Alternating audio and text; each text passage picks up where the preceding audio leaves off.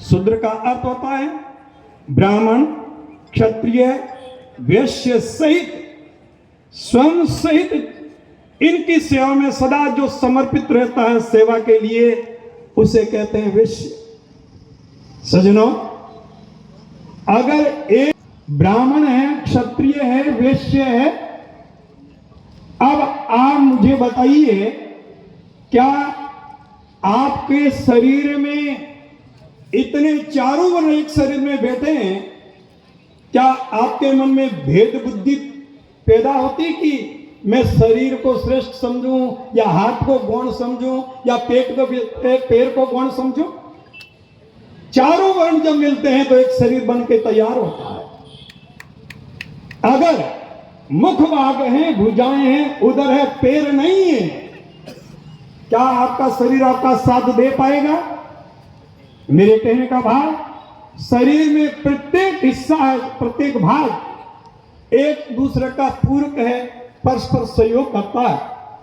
इसी तरह से ब्राह्मण, क्षत्रिय, वैश्य चारों जो मिलते हैं तो हिंदू समाज का निर्माण होता है, हिंदू रूपी शरीर की निर्मित होती है।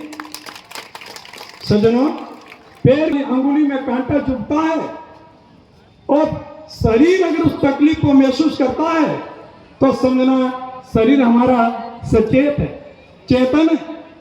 पैर की अंगुली में कांटा चुभ गया, हमें पता ही नहीं चला, इसका मतलब हमारा शरीर बेहोश है।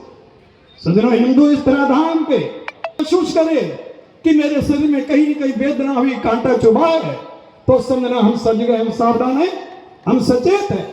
आज बांग्लादेश के अंदर माता बहनों की इज्जत लूटी जा रही है, कत्लेआम किया जा रहा है, और मूक बन करके वो लोग एक आतंक के बारे में कोई शब्द आता है पूरे देश को हिलाने की चेष्टा करते हैं, लेकिन हिंदुओं पे अत्याचार होता है, इनकी जवानों में दही जम जाता है, ये बोलते नहीं।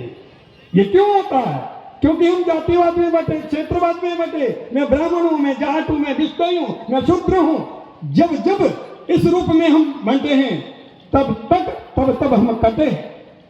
तब आतताइयों ने हमारे विखंडन का लाभ उठाया है और हिंदू को बांट करके इनको ठिकाने लगाया है। मेरा आप लोगों से आग्रह है, इन क्षुद्र भावों से ऊपर उठ करके हिंदू शरीर की रक्षा के लिए कंधे से कंधा मिला करके हमें एक होना है। अगर तुम सनातन की रक्षा करोगे, धर्म रक्षति रक्षिता है, धर्म की रक्षा तुम करोगे, सनातन की रक्षा तुम करोगे, तो धर्म तुम्हारी रक्षा करेगा और तुम सुरक्षित रहोगे। आज संभल की घटना को देख लीजिए, आज उदयपुर की घटना को याद कीजिए। एक हिंदू अपने दुकान के अंदर काम कर रहा है और वहां कत्लेआम हो जाती है, हम लोग मूक दर्शक बन के देखते रहते हैं। इसका मतलब हमारे दिल में यह कि दर्जी है, ये जाट है, ये ब्राह्मण है। इन भावनाओं से जब तक हम ऊपर नहीं उठेंगे, सज्जनों, शरीर के किस अंग में तकलीफ होती है, क्या हमें वह तकलीफ महसूस नहीं होती?